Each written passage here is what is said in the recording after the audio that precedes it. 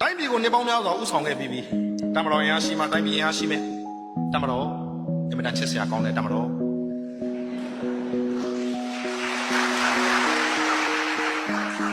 အဲ့ဒီစကားကကျွန်တော်နောက်တောင်မဟုတ်ဘူးအင်မတန်ချစ်စရာကောင်းတဲ့တမတော်ကျွန်တော်ချစ်လို့ပြောတာကျွန်တော်ကတတ်ထဲကိုဝင်ဖို့စူးစမ်းခဲ့တဲ့ဘိုးလောင်းတယောက်လေ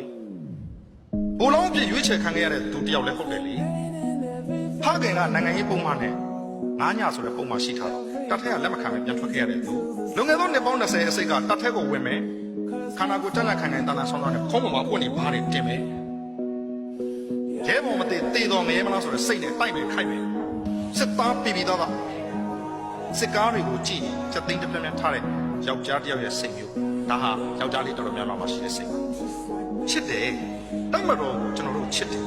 ကျွန်တော်တို့မချစ်တာကစစ်အာဏာရှင်ကိုမချစ်တာ